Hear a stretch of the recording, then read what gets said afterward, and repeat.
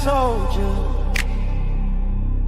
Give me space and I'm in a good place. Very serious, mysterious, mind makes right. In for the fight.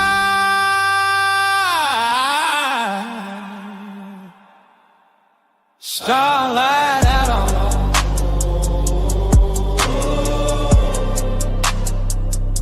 starlight out on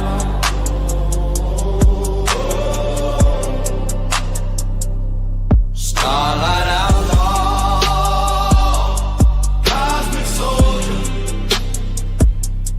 Give me space and I'm in a good place. Very serious, mysterious, mind makes right. In for the fight.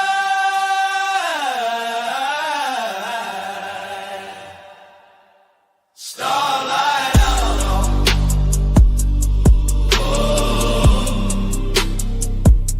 Starlight out on.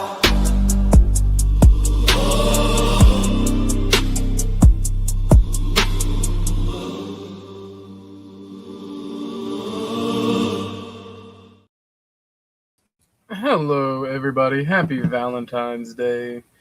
I love you all. How are you guys doing out there? What's up, Halted? I see you. Today, it's going to be a short one because I'm wanting to hop on Beth's. We might go check in with Emmett in a little bit. He's doing forced karaoke. But I think today we should talk about our feelings. Not really.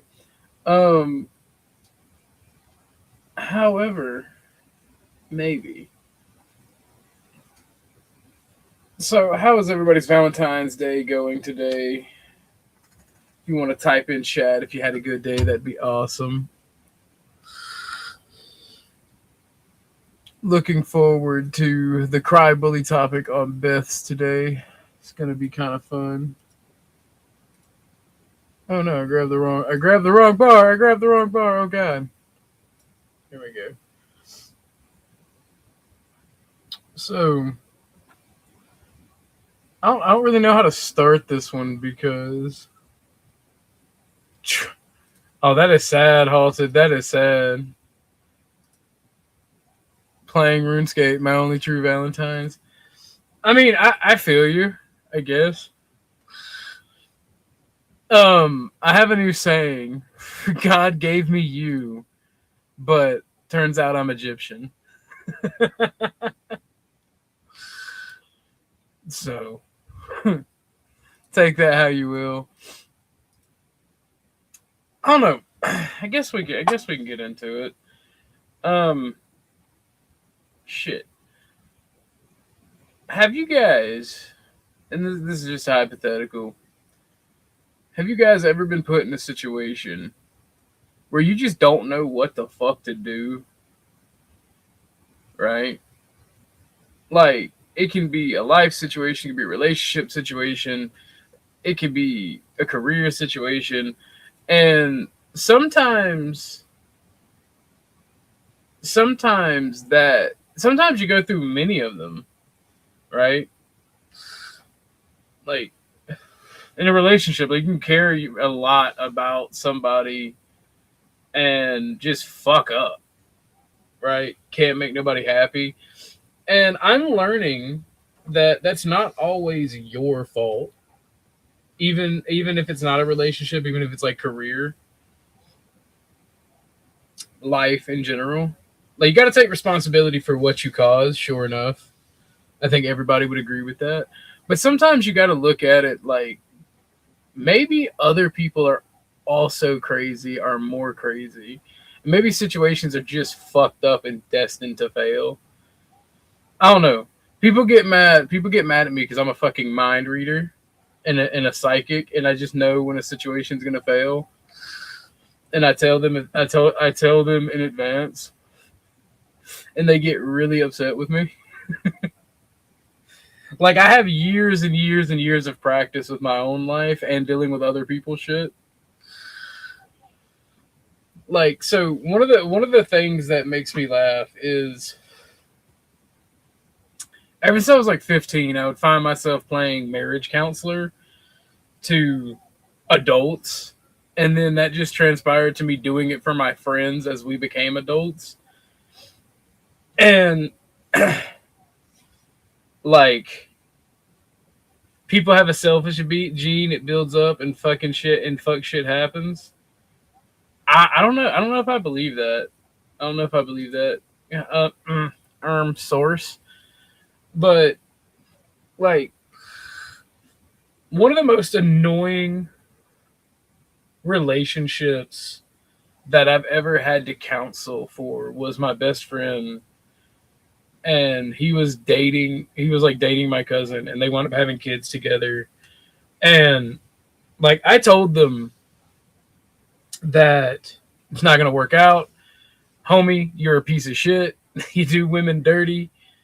I told her you're dumb and make bad decisions. And that upset them at first, but then like a year into the relationship, they started calling me for everything. Like I had to manage and walk them through like both of them cheating on each other, manage her feelings and his lack of feelings and wanting to hit shit. Because I'm like, if you hit my cousin, I'm gonna take you to the pig pit and let you say hey to them. Like so, I had to manage a lot of fucking bullshit. Oh, hold on, there is a crosshair on my screen. Not beating the cheating allegations on video games. But it's funny, it's really funny when you're trying to manage people's feelings and you're just asking questions because the expectation is that you're going to fix them. And if you don't, sometimes they get mad at you.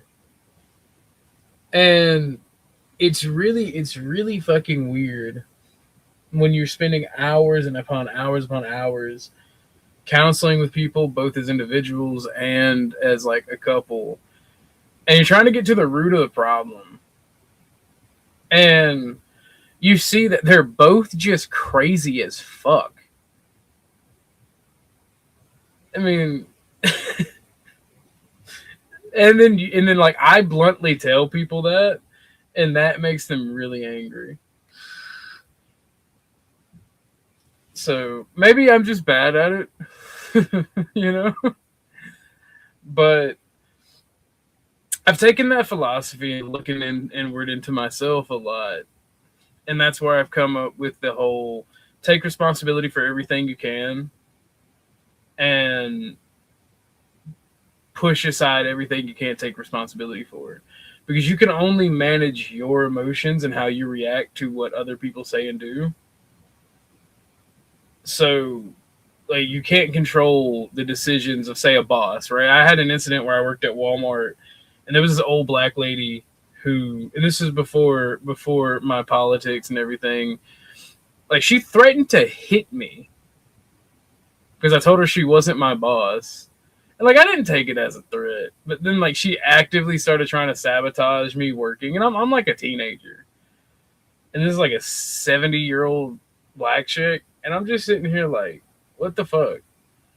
And I do my best at a job. I do my best that I can do anywhere that I'm at. And I got fired because just the amount of complaints that this lady levied against me. Like, I would be working, and then my boss would come up and be like, your music's too loud on your headphones. And I'm like, okay, and I cut it down. And then like an hour later, he'd come back like, your music's inappropriate for the workspace. So I'd stop playing I'd like put my headphones in my pocket. Like, it was fucking wild. And like, I eventually just got angry and told her to shut the fuck up. and get out of my face. You're not my boss. So, and you know, that's what did it right there. And for a while, like, that really hurt me, like, because I did everything I could do to, like, appease this lady. Like, I did most of her job while working there. Like, she'd be sitting in the back in the break room, and we'd be assigned to do something together, and like, I'd just be doing it. And that's where I realized that you have to take responsibility for everything you did wrong. But you can't control other people, and you can't control the situation in of itself, if that makes sense. Because people and outside forces are going to do what they do, and sometimes you just get fucked.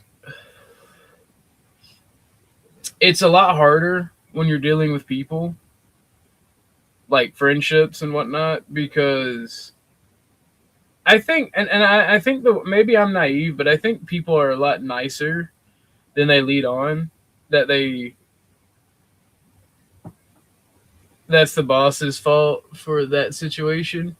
Well, I mean, I didn't have to tell her to shut the fuck up as a man. That's something I did wrong there, Mr. Bacon. But I think people are a lot more nicer and compassionate than they lead on. And I think that leads us to wanting to help people in fucked up situations until we absolutely hate them or they hate us. And that part sucks because that's when friendships end, that's when relationships end. And I noticed this when I was in my own life and when I was talking to other people, is sometimes you'll nitpick a situation, right? And you'll want the situation to be over and done with, but you'll nitpick it and pick at it and pick at it and pick at it, right?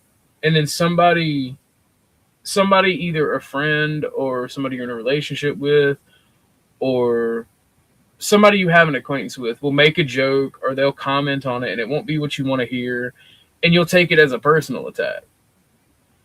And I don't think that happens. And then when things like that happen, or these misunderstandings happen, they build up. And instead of talking about it, people just wind up exploding. One party's like, I don't want to be friends anymore. The other party's like, no, I didn't mean to be upset, or vice versa. And people trying to help one another, trying to have bonds with one another, wind up just getting in this cycle where they shit all over each other. And they want to be in control of their own emotions and control the situation.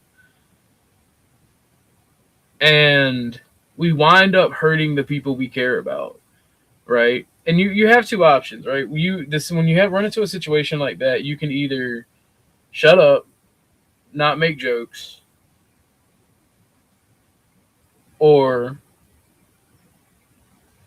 you can bend over backwards to appease somebody. But that's going to build resentment on half the party that's not going through crazy shit, right? That's going to build resentment. That's going to make you angry that you can't speak your mind. That's going to make you start to resent that person, right? And then as the person who gets upset or who is nitpicking the situation, like, you have two options. Stop nitpicking and move on, or continue to nitpick and deal with the consequences, right? And if you don't talk it out amongst each other, that also builds resentment against the person that's doing these things. It's weird and crazy, but I think people start building up resentment towards one another instead of talking it out, because they're trying to just control the situation. They're trying to protect themselves. And it winds up hurting everybody involved. And those are the situations that I hate. Those are the situations that I find myself in personally, which sucks, because there are really good people out there that I care about that's fucking ruin friendships like that, ruin relationships like that. And it sucks. But at the end of the day, there does come a time where you just have to cut and run, because you're going to destroy your peace and happiness in general. And that's what sucks the most, because people get used to people. Like you get used to having a friend or someone that cares about you. And when they're no longer there, it sucks. It burns. Like, I don't think I've ever talked about it before, but when the love of my life passed, we were fighting really, really badly. Like, really bad. And I was a caregiver, so I had a lot of responsibility. And the night she passed, I walked in the room. I was like, yeah, something happened to the dumb bitch. I'm sick of her. I'm tired of it. I don't care what it is. I just feel empty. And then I got the news that morning. So I don't know. I don't know what that means. But after that, that emptiness, that sinking feeling, that shit sucked. Bad. Like, I felt empty. Still kind of do, but I have a bunch of friends and I have some people that care about me online and in real life. And that has helped a lot. But it sucks. Like, so on a smaller scale where people don't pass and you just like are existing in this weird space. And then, like, especially if you have experiences like what I'm talking about there, it just fucking eats away at you. And that's like the one thing I've never been able to help people deal with. And because I don't know how to deal with it. Right? Because, like, when you get in these situations with friends, no matter who should have done what, you can't take it back. And once you do something, it's like driving a nail in a board and then pulling those nails out. The holes are still there. The nails may be gone, but they're still there. And I don't know how to fix that problem. Did you grow from the experience? Nigga, I'm dead inside from the experience. Did you not hear me? The fuck? But I've never been able to help somebody through that aspect because, and I think men get this worse because as a man, you're pre-programmed by biology to fix the problem. And women are, in my experience, programmed to run away from the problem. Seek safety, seek shelter. So, like, this is something that is very different for the different genders. This is one of those things that I don't know if women are going to understand what I'm saying, but, like, as far as men go, we want to fix things. Women can't get this because a lot of women don't think that deeply. I don't think that, honestly, Gary, and if you want to hit the panel and discuss it, we can. But I think women think too deeply. I think they get lost in their thoughts. They get lost in survivalism. They get lost in worrying about the future. And I think that's why they're programmed to run away. Because they're not meant to handle these things. Men are. We're meant to build for the future. We're meant to protect them. We're meant to be their shield and their anchor. Right? And in the modern world where you tell everybody we're equal, everybody's equal, everything's equal, nothing's equal, nobody's equal. Right? That's not true. But then you have this individualism and this atomization that tells them, oh, well, you just have to fix your problem yourself. You have to work on yourself, sure enough. And you have to be as strong as you can be because the unit's only as weak as its weakest link. But let me go back a little bit. I think men are different because we're programmed to fix things. And when you see a problem as a man, and your desire to fix the issue is there. And then, so when you're dealing with a guy, when you're dealing with a male friend in this situation, two male friends are fighting, right? Whether it be over a girl, it be over money, it be over just one said something that pissed the other one off. Men, we either fist fight or talk, right? Let's be completely 100% Oprah honest. Either we fist fight or we talk it out, and most men are talking it out. Most men ain't duking it out in the streets to solve their problems. There are some things that can only be resolved with a fist fight, but those are exceedingly rare. For men, because we have this desire to fix things and keep not only the family unit, because if you've ever heard me speak, I speak about the bonds, about larger groups like the extended family and the tribe, right? We're programmed to keep these bonds alive and going and try to repair them to the point of obsession. Right? A person that does not try to fix these issues and does not stay on the ass, like, I think they're mentally broken or upset. I don't know. Maybe I'm just crazy. That could always be the case. But I've seen it in multiple states, multiple countries where I've met people. Well, Mexico, where I've met people. I've met people from other countries that do this, and it's like, I just feel like this is something that's human nature. And then when you involve a woman in that, women are seeking security and shelter. And when you're building a relationship and you're trying to get to know people, or your relationship's on shaky ground, that puts doubt in their mind. Right? So men are meant to weather the storm, right? Women are not. They're meant to be protected. They're meant to be caregivers and mothers. They're meant to have resources brought to them and be taken care of.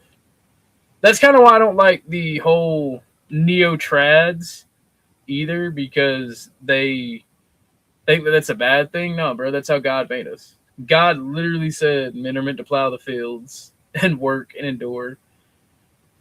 Like, it is just weird. But when you take a woman and put her in that situation and you're trying to fix shit, you can't hammer through it like you can with one of the boys. And it's just really fucking weird. So, nah, you're not crazy. People like that can't function on a higher level. You gotta hit, cause you gotta hit the link, cause I don't know. I'm lost because I don't know what you're talking about. But going back to my example of my best friend and my cousin being together, right?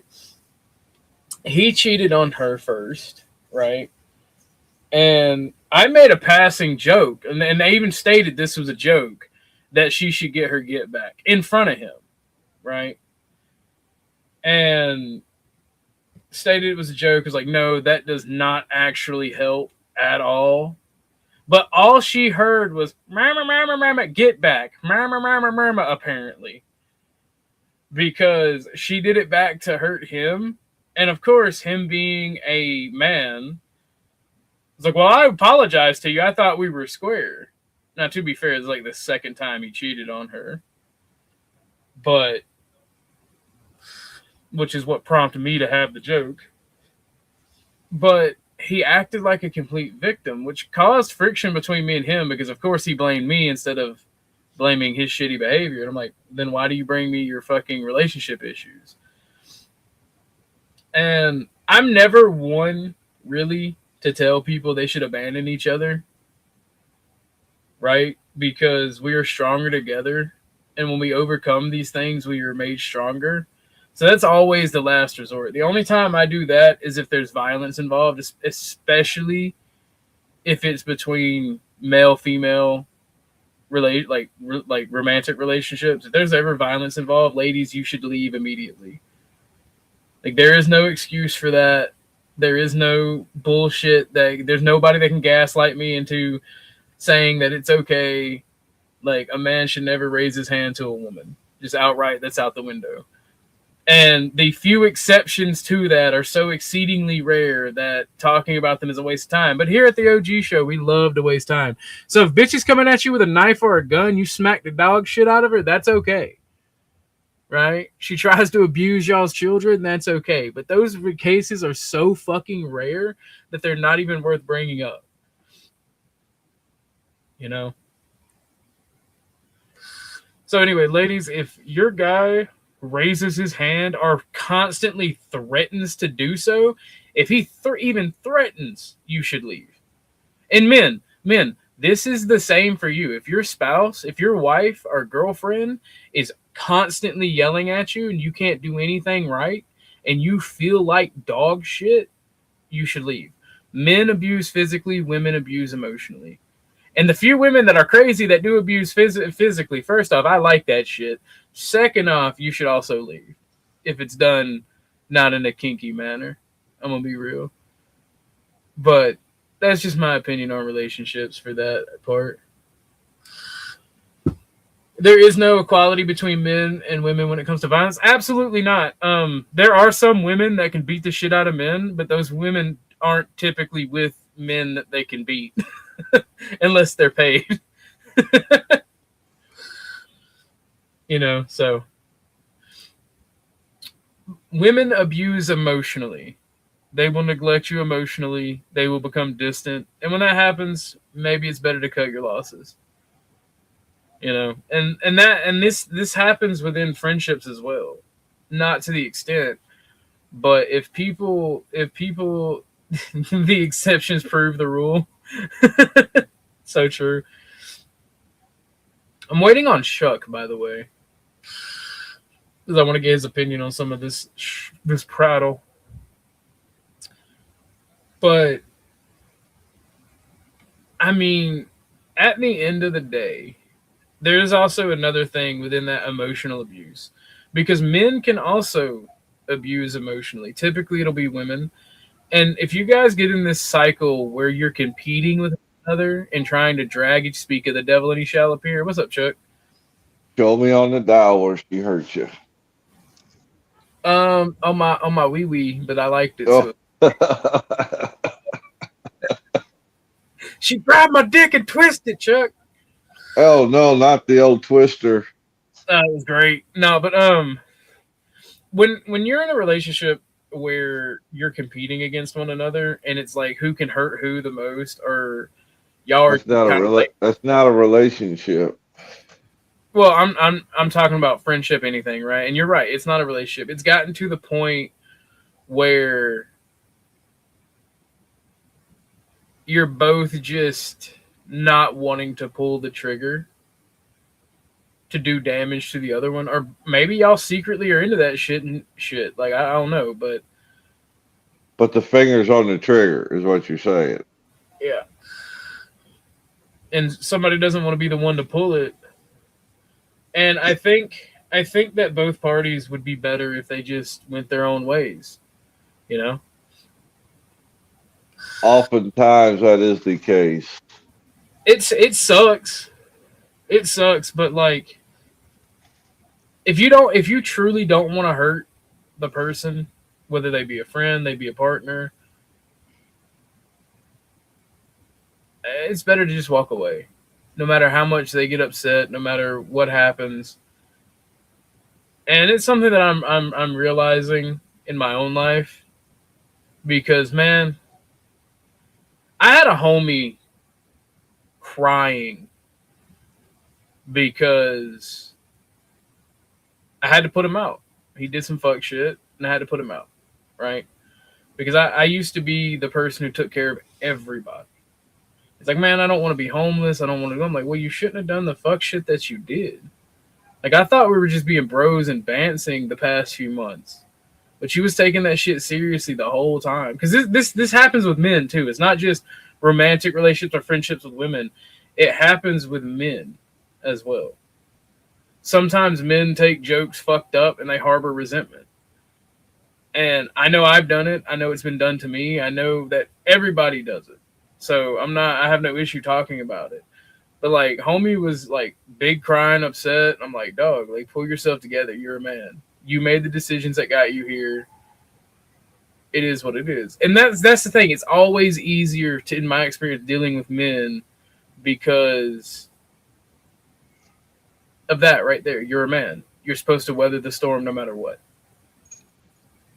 And it's just biologically ingrained in us. Have you heard of what I've been ranting about for 30 minutes? Yeah, I've been listening. Do you agree or disagree with any of that? Well, what you end up with is a lot of times we can have built-in self-sabotage on our own part, and that could be for either party. We don't want it to work out. You know, you got built-in toxicity at times, and it could be them, it could be you. And you go at it or keep at it just so you can go at it to keep the struggle fest going. I don't know if that made any sense or not. It makes perfect sense because I tend to self-sabotage when I get close with people. Yeah, right? A lot of people do that. Well, it's because I've been through it. I can see where it's going, but I have no problem admitting that I was wrong and am wrong to do that to people because each individual person is unique in the way they handle things. You may be right about it not working out as friends or lovers, but at the end of the day, why should you put somebody through the trauma and bullshit that you've been put through? You know? Well, I got the old adage, it takes two to tango, or it takes two to argue. It takes two to fight. And that's always been the case. And well, that's absolutely fundamentally true. But well, let me let you finish. I'm sorry, I didn't mean to interrupt. Oh, go ahead. Go ahead. Well, the thing is, like, that's fundamentally true, and I agree. But sometimes people are in the wrong headspace, and when you walk away, and I've been there. I will admit, I'll put my heart on the line. I've been there. When you walk away from an argument, sometimes it feels like it's over. Sometimes it feels like that person hates you, and sometimes it hurts and it sucks, and it makes you upset. I've been there. Yeah. I've also had people react that way to me, and that's one of the reasons. And that's one of the reasons it sucks because I never want to tell people to not be friends, not be lovers, not care for one another, right? Because when you leave, that goes away. The caring, the love, all of it. People can say it doesn't, but it does. And what hurts more is having to go through this constant self-sabotage with each other, constant argument, constant struggle, and then it finally happens, and you completely hate one another. That's the most. Thank you, Namaste. Oh, that wasn't the intended outcome, but that is the outcome. Like there's people out there that I'm upset with that I will never do anything in my power to hurt them. They may take a joke wrong, they may take something wrong, but I will never, no matter how bad it ends, do anything to hurt them. There's guys and girls out there because when you're loyal to me and you're a good person to me, that is rare. So I try to foster and keep that alive. Now, I can't help how you take certain situations, right? If you get mad at me for something I say or do, I can't help that. I mean, I can, but then I have to shut up and not speak my mind, not have fun, not joke around, and that hurts me, right? I'm not intending to hurt you, and I damn sure don't want to hurt myself, you know? So it just gets a fucked up situation. There's a book out there that I read a long time back. I don't remember the author. I just remember the title. It was called Walking on Eggshells. And it talks about this dance we go through where we don't want to hurt somebody, but we do hurt somebody and then we get to the point where we're afraid to take a step for breaking another eggshell. And the water gets murkier, darker and darker, and we can't figure out how to quit doing it. Yeah, I've been there. I've been there, and it sucks. I like to think that I've never put anyone else through that, but I know I probably have personally, and I don't mind again. I don't mind talking about it because we've all done it. These things exist in society and have existed in society for the longest. But I haven't met a perfect specimen of a human being out there yet Is that that has you, Astro? managed. Yeah. Oh, go ahead, Chuck. Like I said, I haven't met anybody that has perfectly been able to walk through life without clashes and hurt feelings and friendships going awry for the simplest reasons, you know, for the dumbest reasons. It turns into a gigantic battle. And you walk away scratching your head like, how the fuck did we get here? Yeah, and it sucks. It sucks because sometimes you just want to go back to what shit was like. But you can't. That's the problem. Yeah. It'll never be like it was. I discovered that. It'll be different, but it'll never be like it was. And that's what sucks. Once damage starts happening, people can say all they want. It's out of my mind. I don't think about it. It has nothing to do with it. That's a fallacy. But they do, yeah, they do. It's like Right. you can. There's an adage. I got the hammer and nails thing from something my dad told me.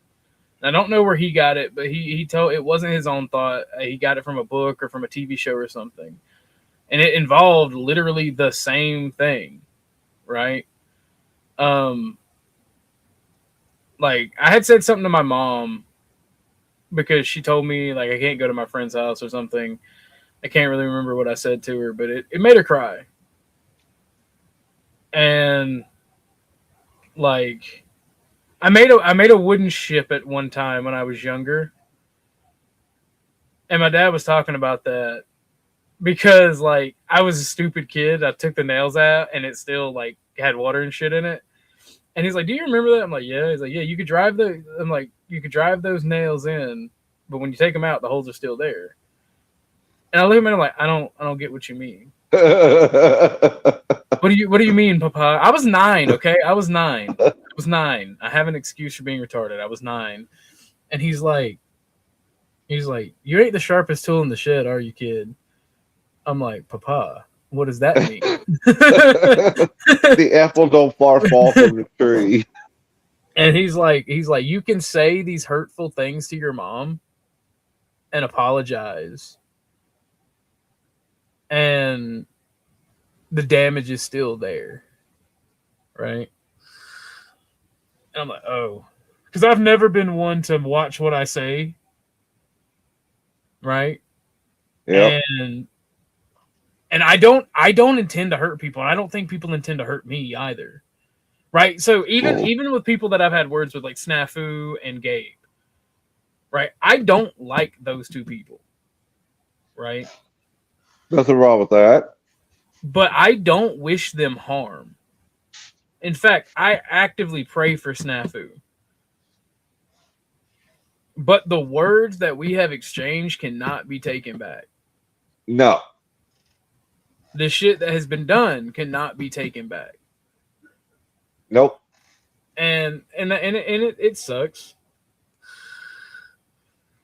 But all we can try to do is be better. All we can try to do is be better and prove to our friends and people that we care about them.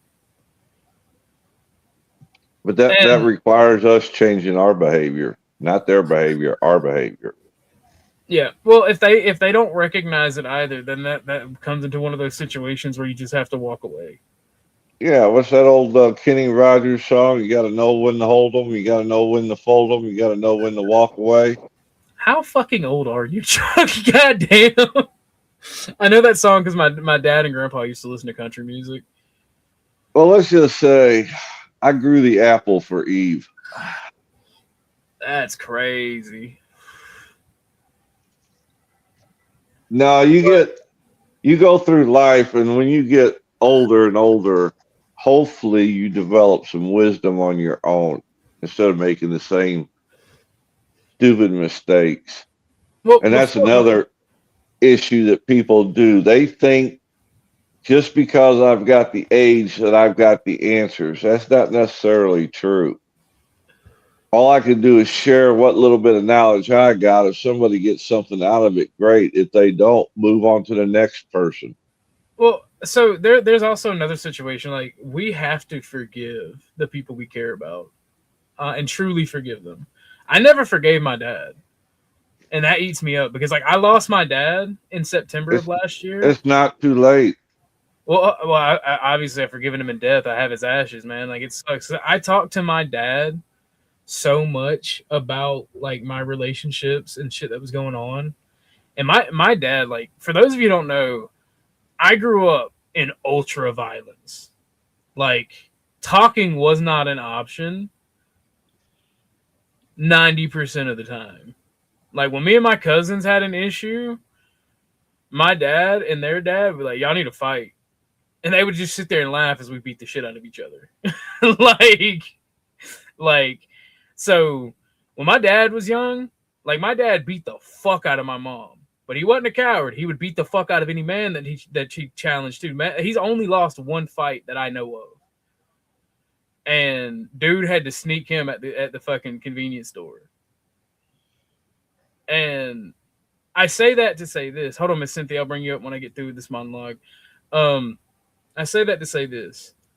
My dad ended up going down that road and wound up in federal prison, right? And he came out more violent, but he came out reserved, if that makes sense. Yeah. And, like, as he got older, once he got out, he completely changed. Like, he would still fight. He would still fight. He still could fight up until the day he died. But I recognize the change now, right? When he was trying to prove to me he changed, trying to be a good dad, I didn't see it until he was gone. Yep. And that's why we have to forgive, because it fucking sucks. Like, I talked to my dad about everything. And, like, we were talking about the relationship. I say all that to say this. I was talking about the relationship with my significant other who passed. Because I lost my dad in September, not last year, but year before last. And then last year in January is when she died. So it was like a double fucking whammy. And I remember about a week before he died, we were talking about that relationship. And that's where the thing with the nails came up again for the third time. And, like, his actual final thought, his final word to me was, "Do you get it now?" And I'm like, "Yeah, but I hate you for it." You know? All right, one second. Miss Cynthia, is that you, darling? Yes, sir. How are you doing today? Fine. Happy Love Day to all. Hope you love. guys Get that shit out of here. Get that shit out of here. What? You have Tucker. Tucker loves you. Stop it. Tucker doesn't love me. He loves the tennis balls I buy him. Nice. But he loves the person that buys them. Oh. He's actually asleep right now. He's glaring. He's giving me the side eye. He's like, "What you mean I don't love you, bro? See? I poked you in the face with my nose today." I don't. I crawl up into bed with you when you're trying to sleep, and make you and lay down on your legs, make you have a panic attack, wake you up. Like, calm down. Nah, Tucker's a good boy. I love Tucker. Tucker's my dog, by the way. Code word for lover. Whoa. Damn. I'm not gay. Yeah. But no, I'm obviously joking about the love thing. Yeah. But I think as you get older, you kind of, obviously when you're younger, you look at love like the movies But as you get older and go through things, you understand that love is just being there through the good times and the bad times and understanding each other no matter what they're going through. That's truly the agape love. And that's the thing. That's what's really hard for people in this day and age, because we all have our own shit going on. Mm-hmm. And it's hard to be loving when you have your own shit going on. Well, the thing is, the ones who try are the best people. And those are the people that typically get hurt the most. And it sucks. It sucks for them. It really does. I wish I could count myself amongst them, but like I'm quick to just throw my hands up and say fuck it and walk away. Right? Mm-hmm. And I don't like that. But once it gets to that certain point me and Chuck was talking about, and I feel like I can't fix the situation, I feel like I can't do better, you know, that's when I'm quick to walk away, and it sucks, personally. There's nothing wrong in loving yourself and in protecting yourself. And some people, like you were just saying, you pray for snaps. That's still a loving action. Some people just need to be loved from a distance. Fair, but loving from a distance, it's very hard. Mm-hmm. Because, like, if you care about somebody and they're doing stupid shit time and time again, Mm-hmm. and they either come at you sideways because of something, or they ask you for advice or something, and then they don't like what you say, they just want you to agree with them. That's It's everybody. very difficult. That is not everybody.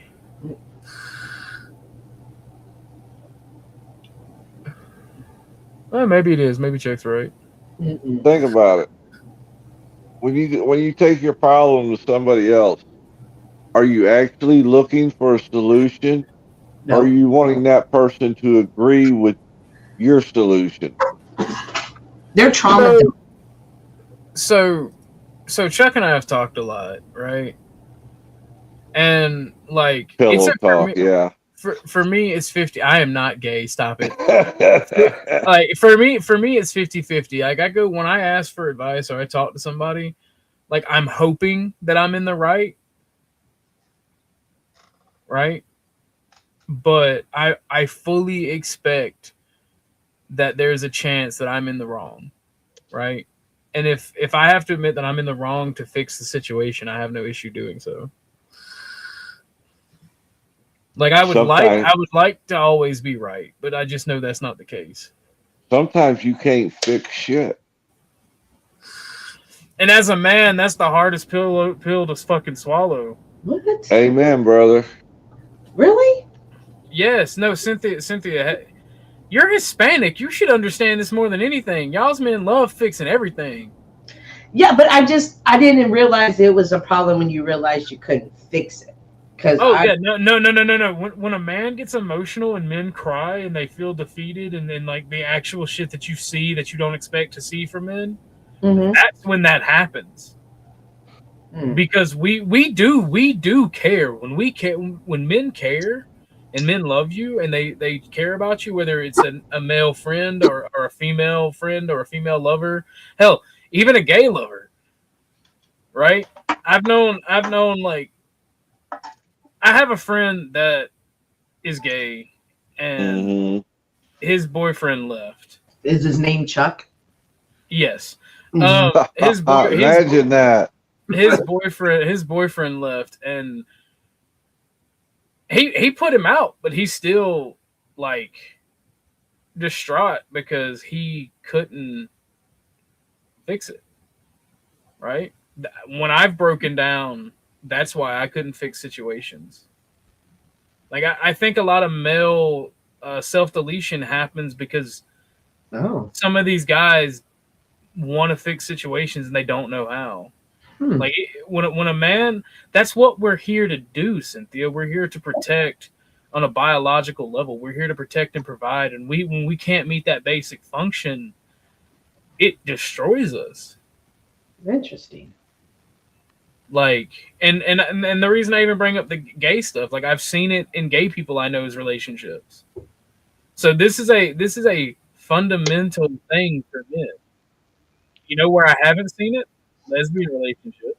They just beat the shit out of each other and then go their separate ways when it gets bad enough. Right? Like, I don't know. I don't think I've ever known a lesbian. I mean, I've known lesbians, but I don't think I've ever been like close friends with a lesbian or a gay couple, honestly. Lesbians aren't real. They all secretly like men. They're just scared of men. Something happened. That's my honest to God take from the lesbians I've known. Are you sure? And I have heard testimonies of women that went through traumatic experiences young in their life with men, you know, in the essay department, that they scare them from men. And they obviously, the human nature, they still want affection and touch and love. And that they went to women. And I've heard it vice versa from men as well. Like traumatic things happened to them with women, and then they went to men.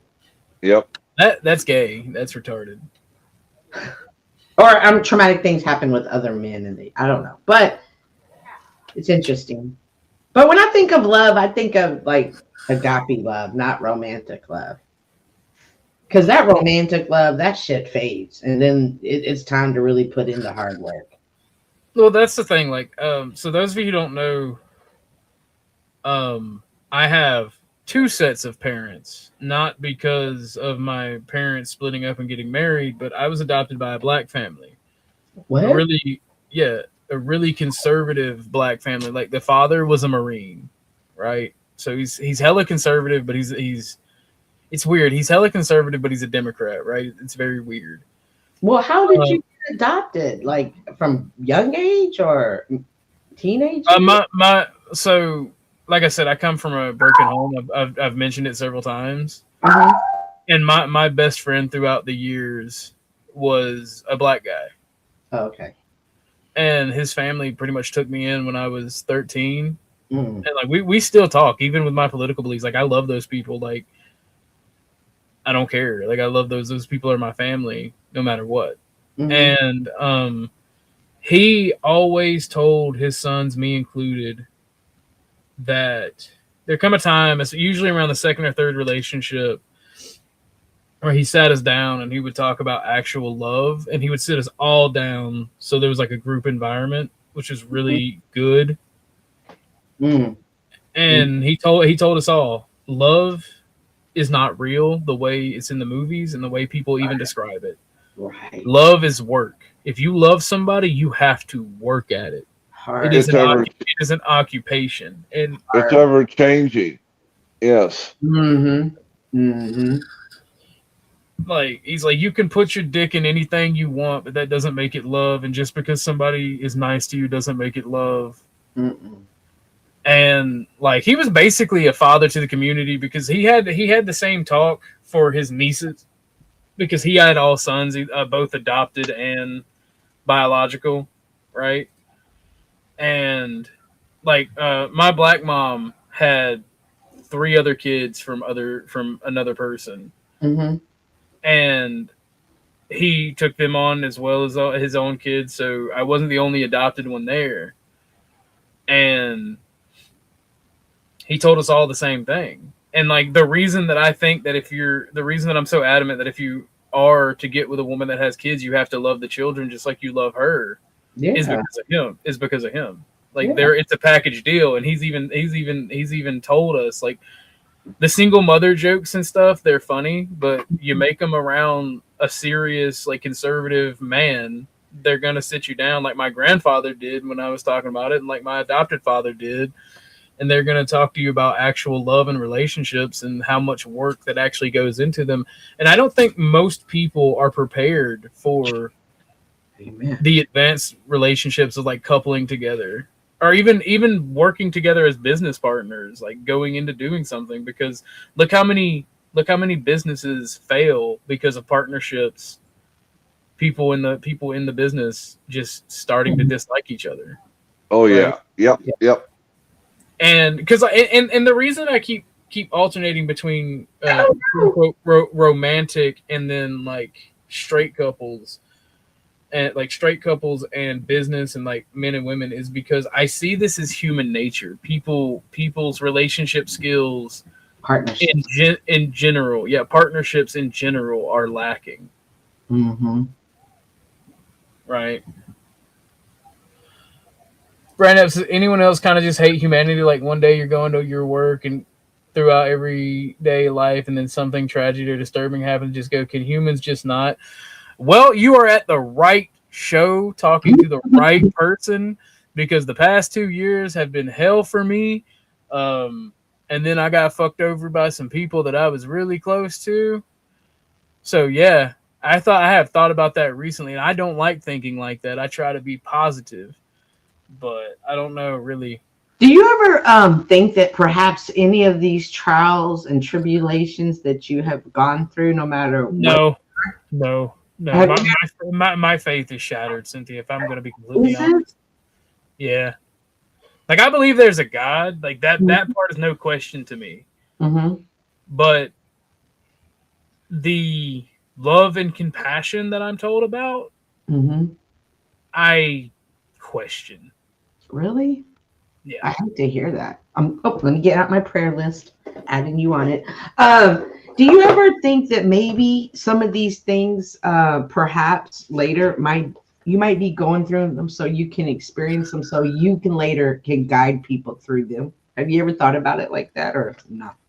Yes and no. Like I don't see it as God is giving me lessons to teach others. I see it kind of like I see Chuck. Right, Oh. Chuck's an old as fuck guy. Have to get my shots in where I can. Sorry, Chuck. Mm-hmm. All them gay jokes hurt. But Chuck is an elder in his community, whether it be online and real life, right? Mm-hmm. And Chuck has gone through some shit, and Mm-hmm. I think that's the purpose of older people and people who survive this shit is to help younger people in the next generation through it. I don't see it as a religious thing. I actually see it as a civic duty. Oh, Of the elders, because the younger people are supposed to take care of the elders and the children, and the elders are supposed to pass on their knowledge and wisdom and basically be a community therapist. And like that's kind of the social contract for most of human history. And I think that our modern world is actually destroying that with the individualism idea. I agree. Oh yeah. So and I think that's why we have a lot of the problems we have.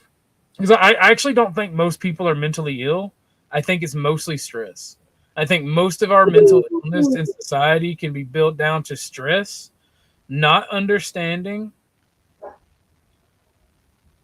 And stuck in trauma.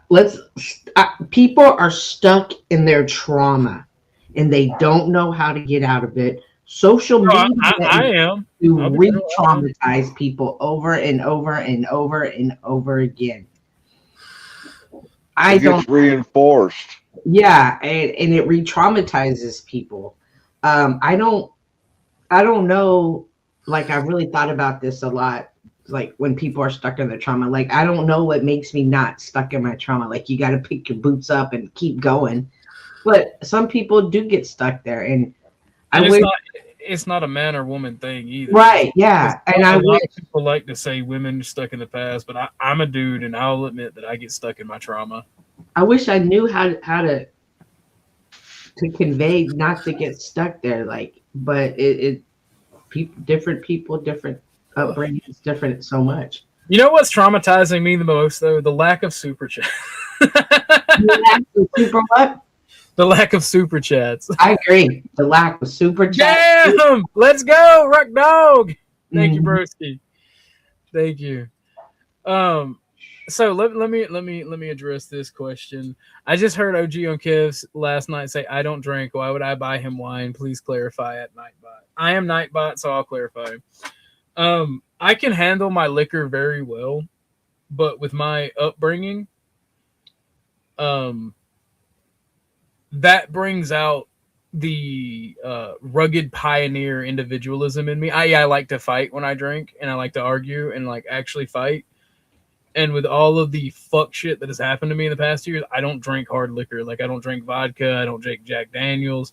I'll drink maybe at most 2 glasses of wine and have some nice cheese and go to bed. Because wine does not do that. But I also do not like drinking by and large because of, even on wine and beer, the potential for violence and whatnot. Because I have a lot of trauma associated with alcohol, and I'll put it that way. I would rather hit the bong that's beside me, you know.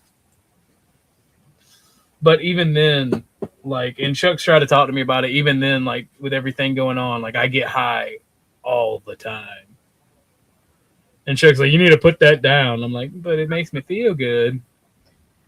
Takes the stress away." And that's another thing about addiction. I think, Chuck, you should talk about when you go live on your next thing is we mentioned stress, right? Substances like marijuana and drugs release dopamine, which cures the stress short term. And that's how a lot of people in my generation are coping with their trauma and dealing with shit. It's a form of escape. Yeah. I mean, that's what I used booze for, was to escape my fucked up world I was living in. Oh. The problem is that fucked up world was permanent. The booze was temporary. But Like it's a short-term feeling for a long-term situation, and it doesn't do anything to fix it. Well, that's the thing too. Like, people will argue about their drugs selected choice and how their escape is better. Like, I've had people argue that heroin is better than anything else because it's medicine, and I'm like, and I've had people argue that weed is better than alcohol, right?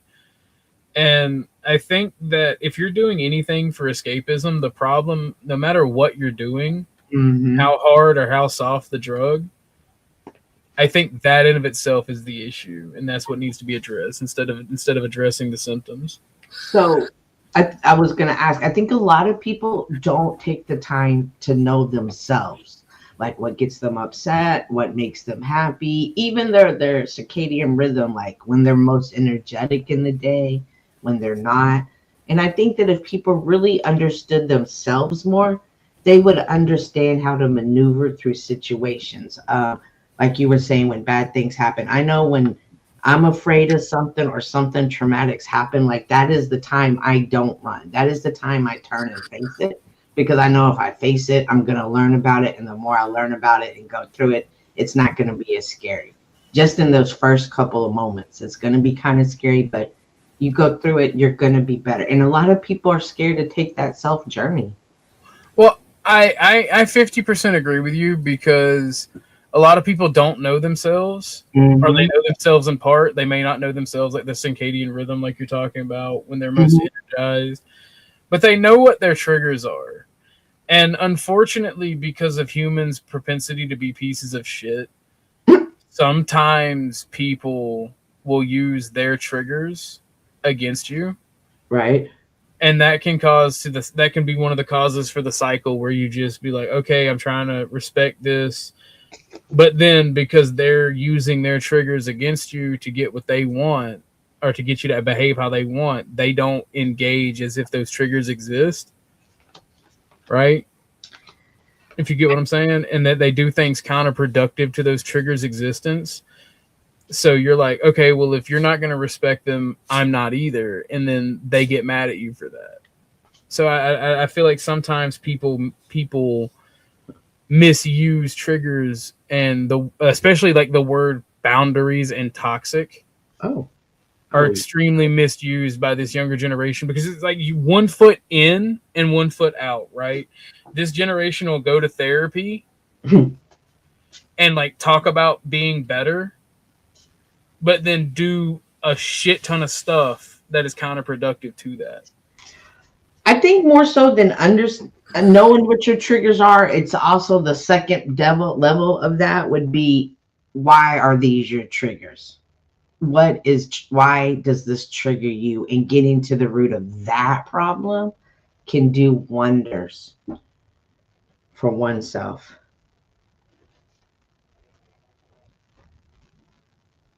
Yeah, fair enough. It It's hard. It's hard. It's a long road. It's one you have to mentally take. You have to remind yourself, I have to do this to be better because I don't want to be this way anymore. I don't want to respond this way. I don't want to feel this way.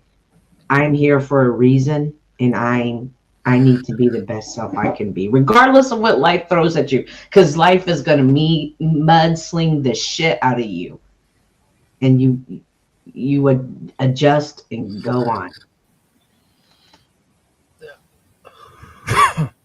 Well, I mean, that's really all I've got for today. We can joke around, check out. We can continue the subject, but I've talked about my experience the most that I can, most that I'm willing to,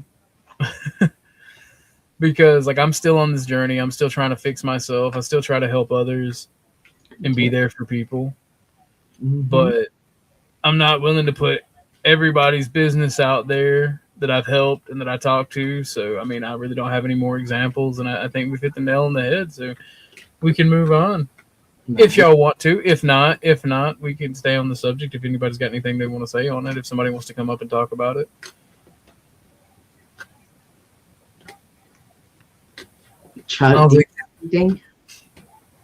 I'm pondering. I'm smashing stuff around in my brain of what was said here,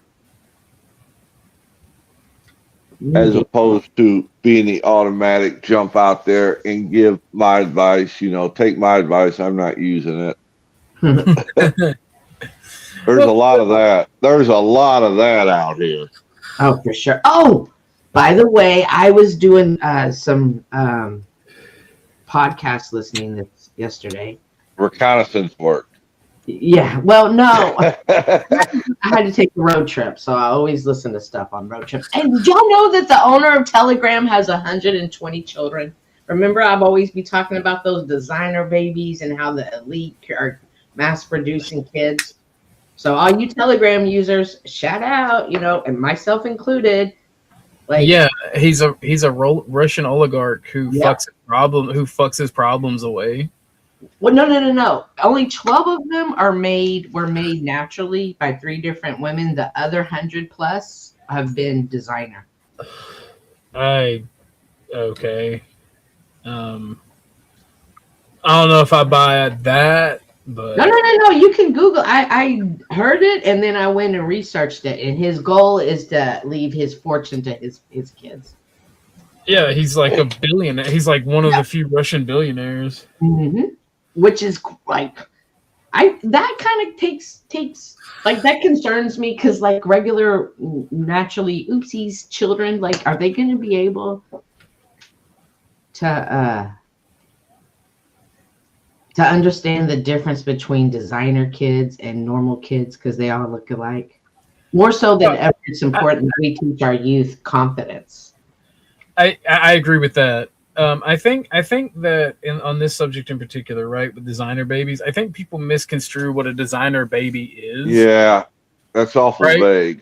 Yeah, a designer baby is a baby that, while in the womb or conception, or even before conception, is you're practicing scientific eugenics, right? You're actually messing with the genes within that child for specific traits. Yes. And I don't see anything wrong with that. Ooh, You're not creating super soldiers, but you're creating children with genes that can adapt to the world around them, right? Because micro evolution is a thing, right? So all the stress that we're talking about that causes, or is perceived as mental illness, you can pass that stress on to your children. Oh yeah. And through conception, through like birth, you can pass that on to your children. Like if you're depressed, if your mother or father is depressed, and then you are conceived, mm-hmm. you then have a random gene that can activate at any time, that you can then also further pass on to your children, that it makes you more susceptible to being depressed. Mm-hmm. But I also think, like, if you can incorporate those genes, the gene of dancing, the gene of being tall, the genetics of body looks. I don't know, measurements. I don't know how to say that correctly, but the way they look. Are they going to be tall? Are they going to be short? Those Well, I mean, height. the Height. awareness. Well, that's why I say you're not creating super soldiers, right? Because, but you are giving them an up. Let me explain it in the way the guys in the chat can understand, right? Dick size is typically proportional to your body, right? But you can have a gene to have a schlong or have a micro penis, right? If you were a designer baby, which one would you prefer your parents give you? Okay. But the reason I use that as an example, because even women with their breast size, right? Their bust size, that's not all genetic. It's your athletic level, like for men in particular, with example, it's your athletic level, your ability to pump blood, your nutrition in the case of women, because women can get larger breasts from eating chicken with growth hormone in them. Like GMO, there are extenuating circumstances that the genes don't necessarily, like I said, you're not creating superhumans or super people. You're giving them an up, and you should want to give your children an up. Like, I don't think there's anything wrong with designer babies or gene modification. What? Yes. Oh my God, I had to catch my pearls there. Yes, when you have billionaires doing 100, like it's definitely separating the designers from the non-designer children who, whether through love or through whatever, do get those certain genes, but it's going to be, just think of it from a social media level in our age. Now picture younger kids. Man, she's such a good cheerleader. She can run fast. How come I can't do that? They're not going to be like, well, they're genetically modified. That's how come. Oh, I get it now. They're just going to look at it like, damn, they can really run. And I want to be taught like that, and for whatever reason, they may never achieve that, but the other kids had an unfair advantage or fair advantage. Cynthia, one thing that is topical to the whole conversation, both of them, is life isn't fair. Like, fair is what you give the bus driver. But that is the rich. We didn't the non-rich out. Well, I mean, there's a way to, comrade Cynthia, there is a way to deal with the wealthy. The bourgeoisie must be crushed. And unless you're willing to take up the arms of revolution, maybe, just maybe, we shouldn't talk about this subject. Why do we hate the rich? No, we should. Hey, if we can't beat them, and we don't want to join them, the least thing we can do is tell people about them. Hey, don't believe everything you see. Hey, it's all. I don't see an issue with it, right? Because you have the same access they do. You may not just be able to pay for it. Oh my God. You know how everybody thinks we're the flow state crew, right? Huh. Now the rich, they have those crews, but and not necessarily us in our generation, but the ones that come behind us, they're not going to be part of that crew. And the way the same people that feel like, man, I'm not part of the flow crew, I just want to do that. That's the way that you're going to have, from what I'm seeing, a bunch of kids looking at, or youth, or whomever I want to say. It's called political envy. So, it's not even political envy. It's called envy. Envy.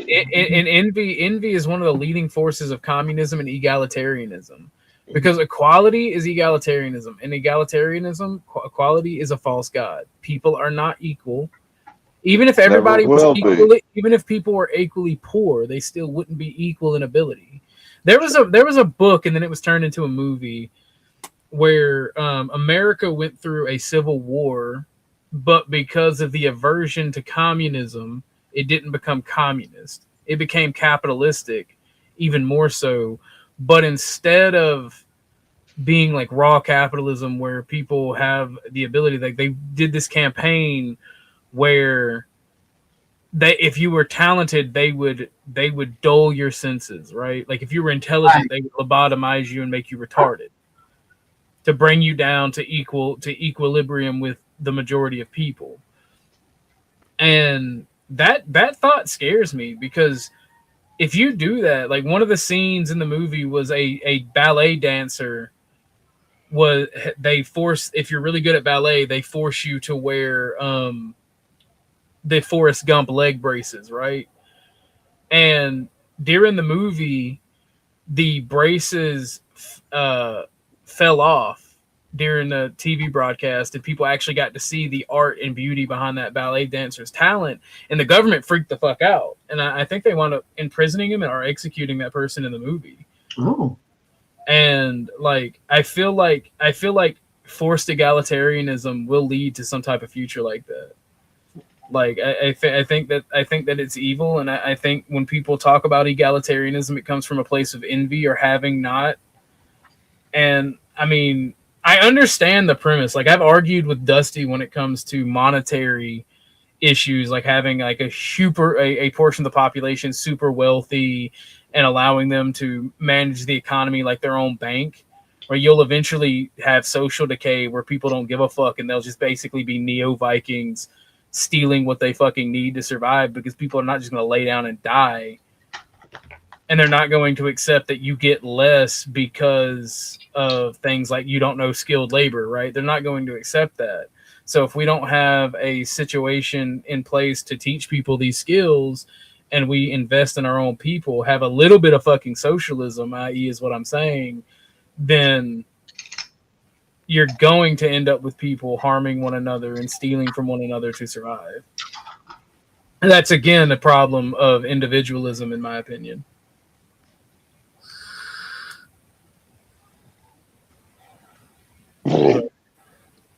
Pardon me.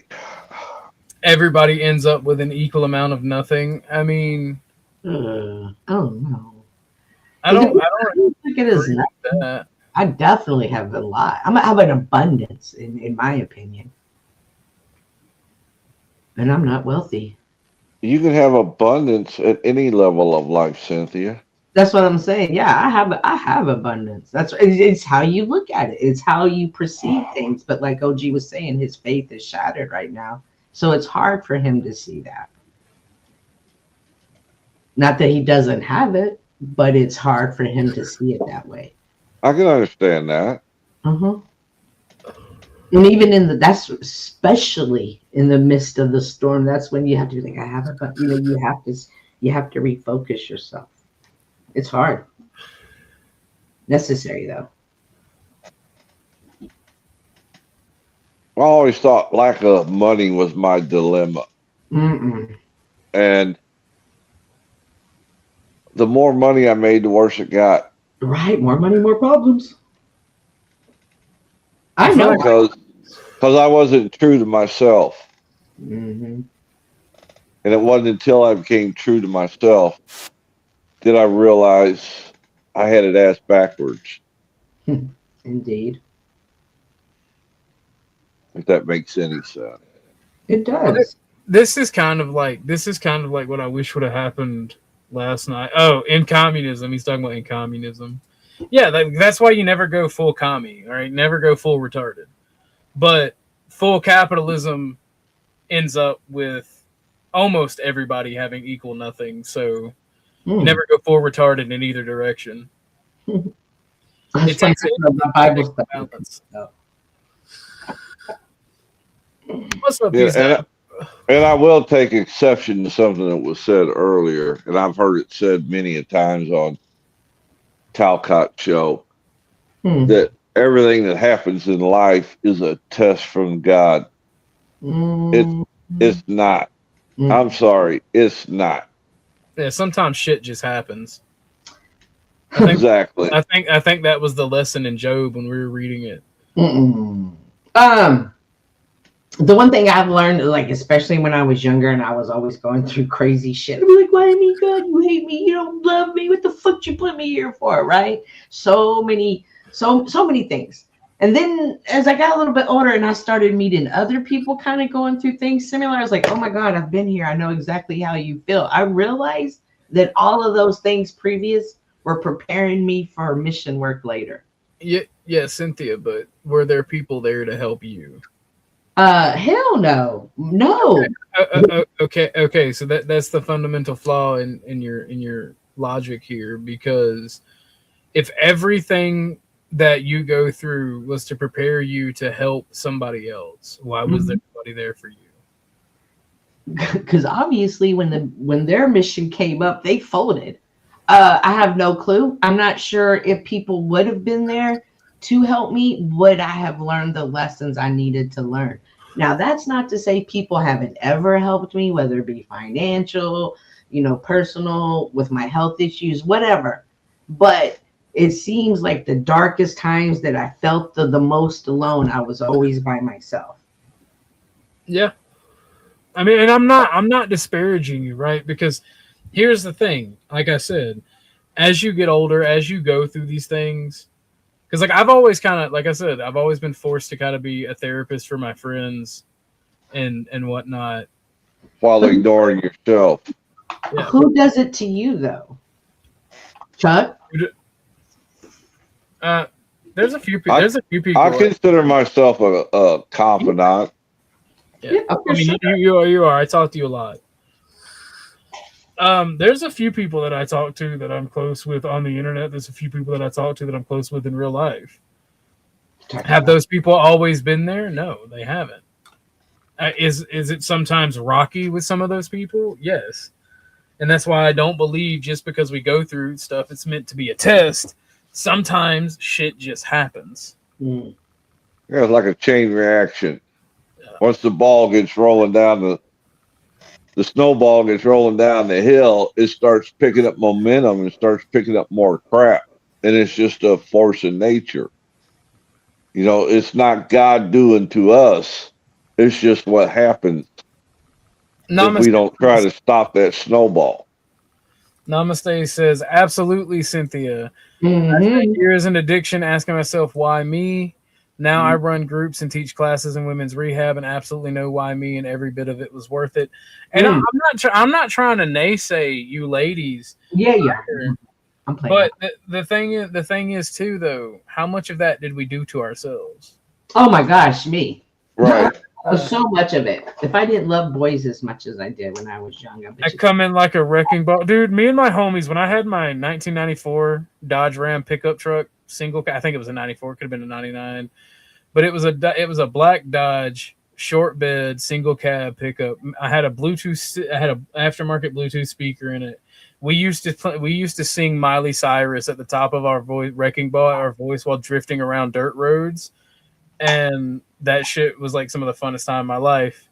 Let me say, I drifted around dirt roads. I didn't let anybody else drive my truck because my homies had totaled another vehicle in that same time. And they're like, well, let me drive. And I'm like, no, there's a lot of trees for you to wrap this truck around. And I like life.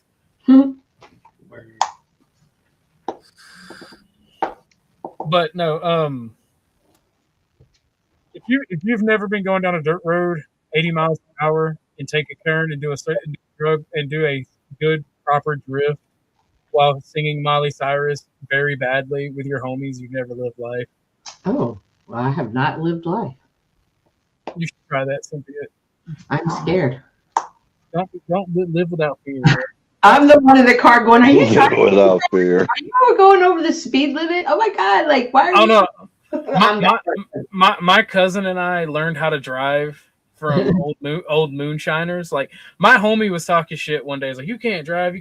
I stopped my car, we're on a dirt road, and I'm like, I can't drive, huh? And I'm like, how much do you want to bet? Let me show you what I can do.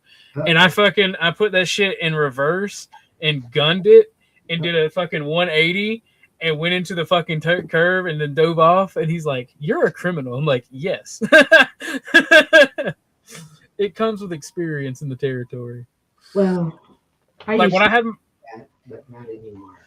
Well, when I had my Nissan Altima, the criminal car, it could go 120, and then you put it in sport mode, and it can hit 160. Yeah, I got that. And whenever I would see blue lights and I was by myself, I would just hit sport mode and hit a dirt road.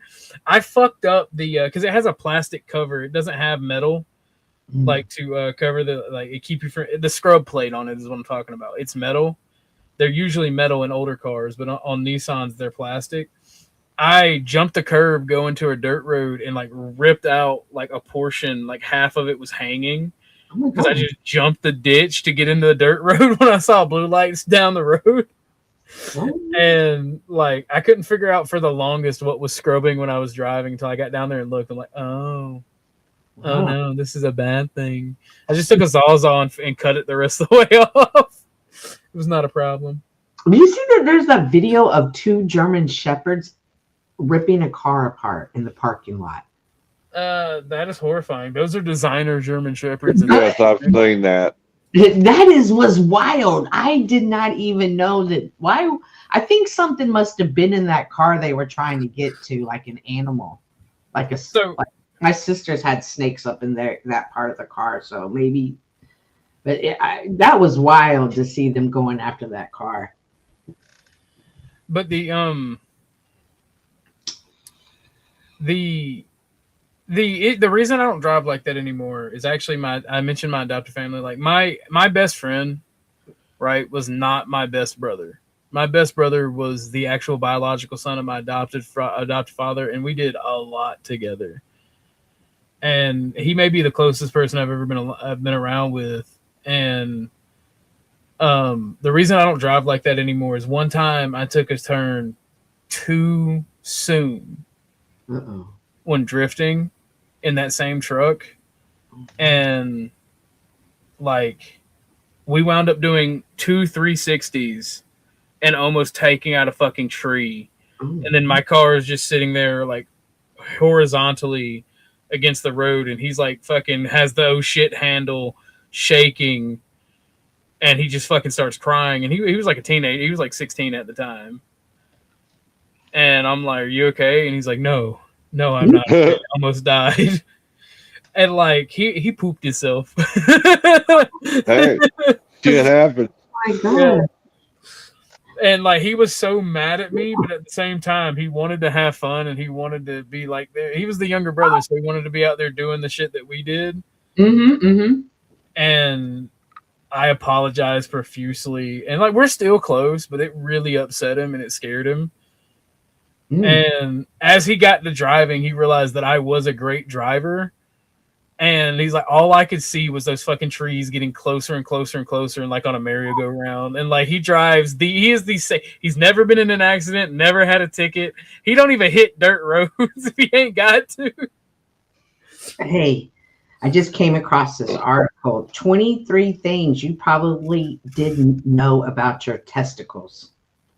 Y'all sound interested? Does this sound interesting? Oh, gee. I mean, you can tell me about my testicles, maybe. Let's hear about them. Okay, up close and personal. Okay, whoa, Chuck, calm down. This is not that type of show. Here's a number. I mean, it can be, though.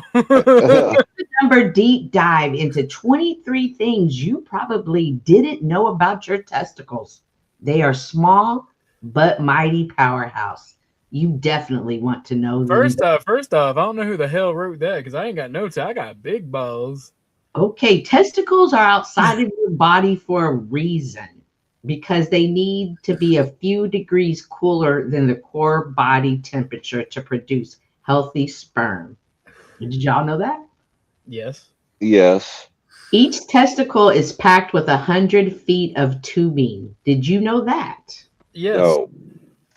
Inside each testicle, there are approximately 600 feet of tiny, coiled, semi-fertilous tubules where sperm are made. Wow. Testicles produce 2 essential things. Sperm is their headline act. They also the primary source of testosterone. I'm sure we all knew that, right? Yeah, we knew that. Testosterone. Yep. Sperm production is a marathon, not a sprint. Did y'all know that? Yes. You do. Well, you have less sperm in your body after using it. It doesn't stay the same. All right, number 5. Period. Y'all know number 5. Testicles are sensitive. I mean, who doesn't know that? Brother, my sister in Christ. You know how many men act like their testicles aren't sensitive?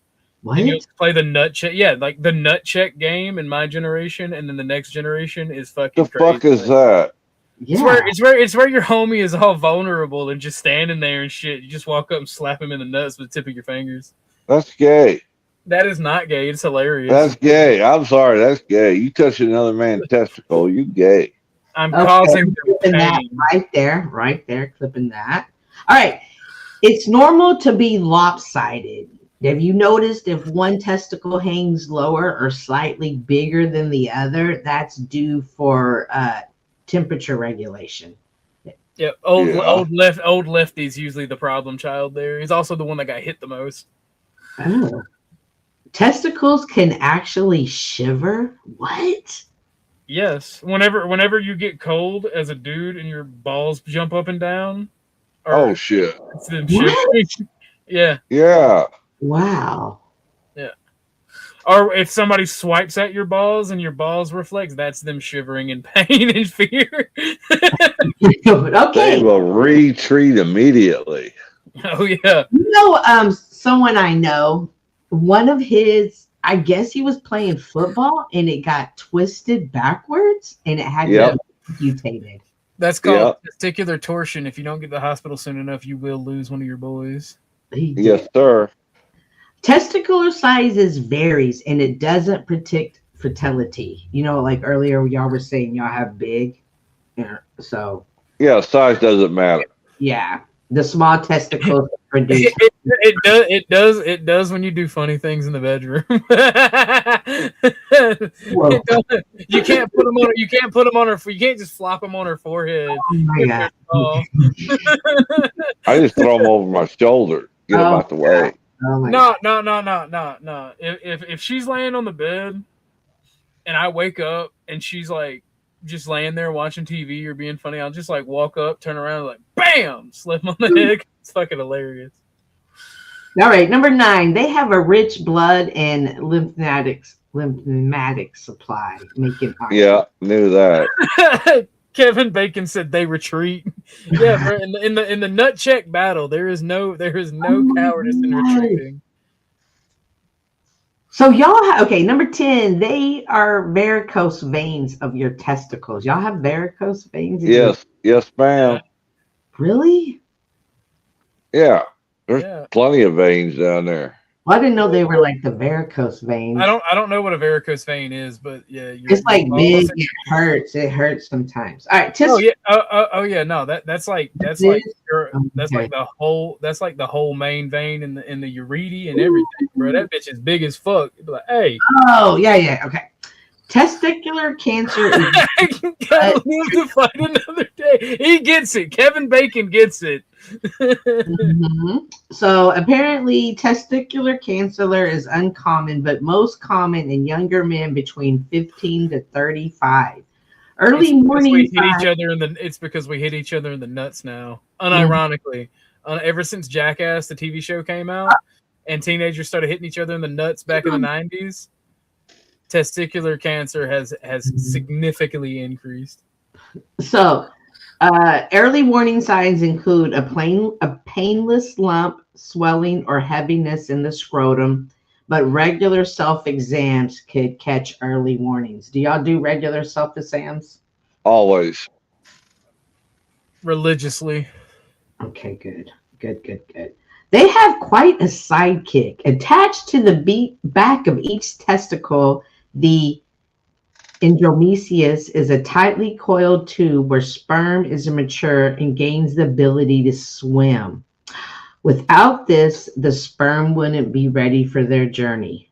Ooh, number 13, testicles play a role in your mood and energy. Did y'all know that? Oh, it says produced by the testicles influence more than just physical traits. It also affects mood, energy levels, cognitive function, and even risk-taking behaviors. Changes in testosterone can impact mental health. Yeah, I can see that. Sperm That's are also one of the issues with like chronic masturbators. They're typically very schizoid because of that. Sperm are created continuously, not in cycles. Did y'all know that? Yes, knew that. Okay. Yeah. Well, look at you. Y'all are just knowledgeable of y'all's balls. I love my balls. Like they're the second most important thing to me down there. Good deal. Tight clothing and heat make a difference. Yes, Yes, it does. it'll lower sperm count and can lower testosterone. That's why you got to fan your boys out. That's why I typically only wear shorts. What? Zoomer's like, I do be gooning. They stop your body from wanting to attack your sperm. The testicles have a special barrier formed that protects developing sperms from the immune system. Oh, I guess that makes sense. Testicles can't contract during orgasm. Well, they don't sign a written contract. No, Wait, they just free flow. During orgasms, the cremaster muscle contracts rhythmically, helping propel sperm through the reproductive trait. This reflex also protects the testicles from being during physical activity. Ooh. Yeah, the more if you ever do squats or you're ever exercising and you're wearing like loose clothes, if you notice your balls are like retracting, they're trying to protect themselves. They feel immediate danger. Typically, especially if you're part of the younger generations, like the last three, like if you're in the weightlifting class, like one thing at a workout is like constantly hearing the Jaws music, dun dun dun dun, and then like your homie, like you'll be in mid squat and your homie will be just standing there, look at you, like, you remember in Miss Johnson's class in front of everybody where you smacked me in the nuts, and you're like, please don't, like I've got 250 pounds on my back. don't do it. Yeah, no. I don't remember that. Yeah, I never saw that. It must have been a personal experience. I think so. Get back is a bitch. Karma is a bitch. Sometimes they don't descend in the scrotum before birth, which is a condition called cytocodomism. I said that so wrong.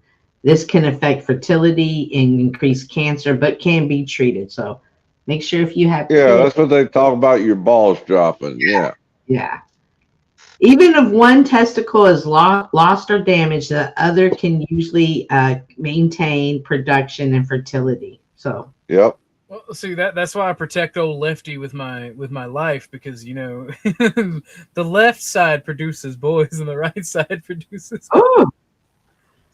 Testicular grow during puberty and reach their largest size by the early 20s. Did y'all know that? Unless there's something wrong. I hit puberty at like 9, so like your brain talks to your testicles. Did you know that? Sends signals. I talk to my testicles. What are you talking about? The brain sends signals to the testicles to produce testosterone, creating a feedback loop that keeps hormone levels balanced. Testicular test. Okay. Regular self-checks are a smart habit. Checking your skin for moles, regularly feeling for lumps and changes helps catch problems early. It only takes a few minutes and can be done during the shower. And it's quite pleasurable. Then they have the guidelines on how to do a check. I don't. The Bex factor says, Chuck, touching yourself doesn't count as self-examination. So, for those of you who don't know, you choose the right time, and the best time is usually after a bath or a shower when the scrotum is relaxed. Hold Examine each testicle separately. Hold your main character out of the way and gently lift the scrotum to inspect each testicle. Place your index and middle fingers under the testicle of your thumbs and top. Roll the testicle gently in between your fingers and thumb. Get a little excited there, OG. That's just joking, brother. It says to know what's normal. Are they usually oval shape and smooth? It's normal for one to be slightly larger or hanging, and to feel and there's tube-like structure at the back of each. That's the one we were talking about. Look for hard lumps or nodes, changes in size or shape, or swellingness or heaviness and pain and discomfort that doesn't go away. But don't panic. If you notice any of that, go see your doctor.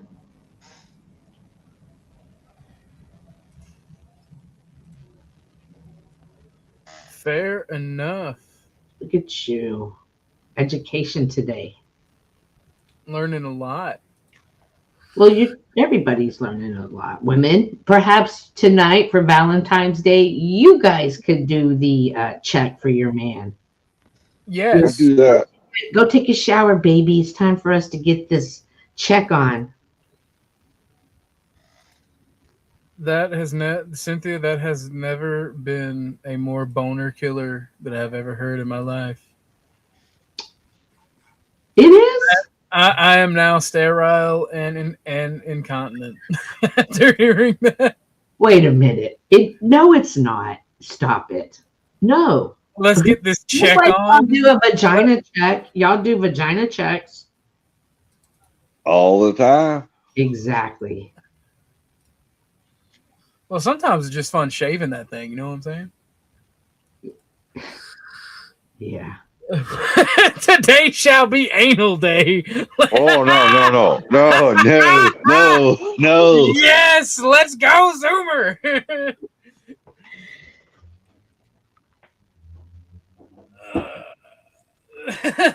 That is virgin territory, and it shall remain as such. Word. No, a lot of people. If she loves you, she'll let you have the butt. I just want you to know that.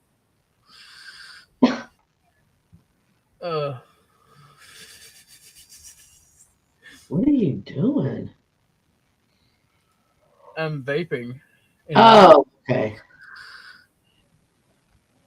He's doing the scrotum exam as you Yeah, I see. was thinking, like, is he doing the exam now? Like, what's What the fuck? because it sounds like something just happened down there. I told you I'm now flaccid and incontinent because of that. Baby's time to do the check. You're like, nah, bro, that's crazy. You know, vibration can also affect that region.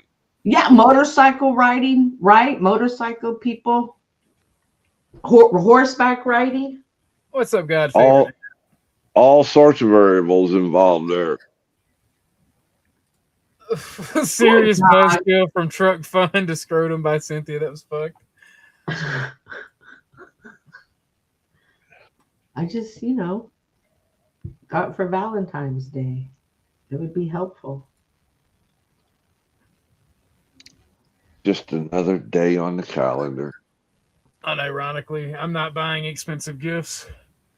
What? See, the thing is, right, if I buy her an expensive gift, I'm not going to do it on Valentine's Day. I'm going to be spontaneous and all romantical and shit. Right. Instead of a forced reaction. I really, really spoiled my grandkids because I want the girls to know my granddaughters to know what to expect from men. Maybe I'm poisoning. No, you're poisoning. You're poisoning. Because I showed up at school and everything. That's not your job. That's the mother's job. Excuse me? It is my job, Chuck. What are you talking about? What? I'm the grandmother. I'm the patriarch of the family. It is. No, you are the matriarch, madam. She's that. Butch. She's what? She called you Butch. Nope. Nope. Tucker, I'm not Butch. Those are my grandkids love you. me. I used to let Tucker sleep at the sleep under the desk, right? But then his little asshole self out of nowhere decided I'm gonna sleep chew and chewed through my mouse cord one day.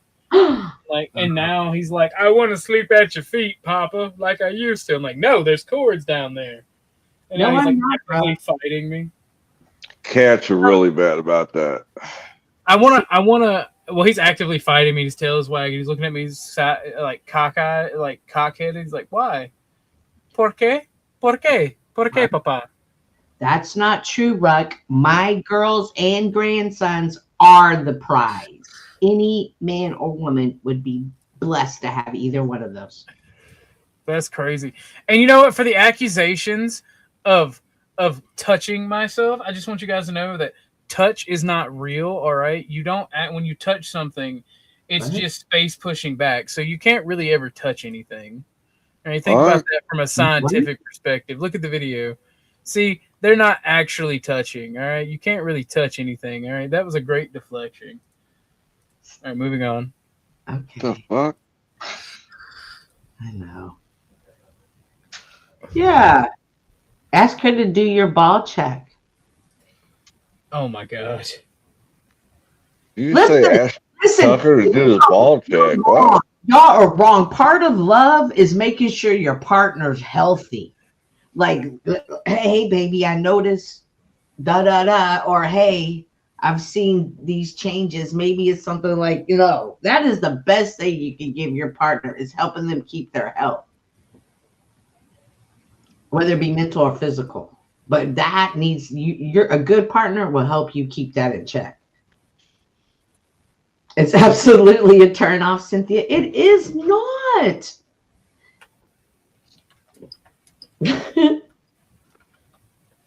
I think it's important. It's important. I mean, if you do it, I'm not saying do it all doctor-like. Jeez. She's saying they got to do it all sensual and shit. Yeah. Make a fun game out of it or something. Don't even tell them what you're doing but doing it. I call it hide the weenie. Yeah. All right. Well, ladies and gentlemen, I started this show to talk a little bit about feelings and interpersonal relationships. And hold on. Aheems, is that you? Yes. Welcome.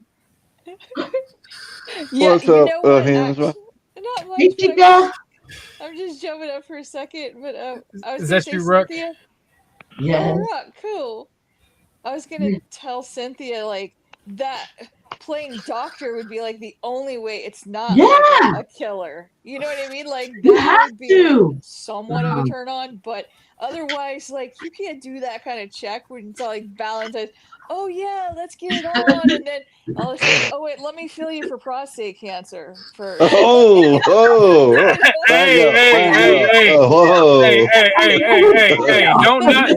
don't knock it till you try it. All right, that's all I'm saying on that one. I'm just saying. It just seems like it's not like you just wasted all that wine. I mean, why do I feel the need for a sudden shower?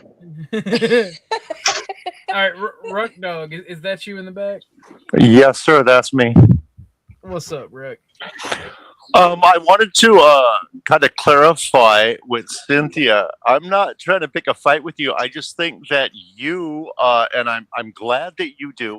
I think you and some people hold young men and young ladies to a higher standard than a potential majority of parents in the world right now. I mean, you're from what I'm reading and what I'm hearing, you are trying to produce quality young men here with the right teachings. But I was making a joke when I said I'm afraid the girls are going to be disappointed because the kids I see, the young men I see, aren't getting that kind of upbringing, and they're not treating the girls and their potential relationships with the kind of respect that they should be. So I was coming from a joking standard. I was not trying to come at you and pick fights. Well, let me say this: like the I'm relationship saying market, he's trying to pick a fight. Fight. Ruck's just lying. the relationship market in general for Himsa, younger I people like is about weird. you the way you look face down. That's about it. Himsa. Based. Oh Okay. my What did he gosh! say? All Rocco is women are my beautiful. buddy. Oh yeah, oh. you're so go get wrecked. Just get wrecked, Rock. All Wreck women him are down. beautiful. Himsa, All women are Himsa, beautiful with I their have face treated in you the with pillow. That's nothing all but I'm love saying. and respect at all point in time. You started this, Himsa. Now, I know, deep I'm just down shit inside, stirring. you know I love you. You shit stirrer. I know. I'm a spoon. Look. I agree with Rook. All women are beautiful, face down in the pillow. That's all I'm saying. Face down, ass up. Let's go. Donna in Tennessee. Donna gets it. Now I'm in trouble for saying shit I didn't even imply. Get him. It's Beat all his good. ass. It's all good. Check it. Check his prostate. Grab his dick and twist it.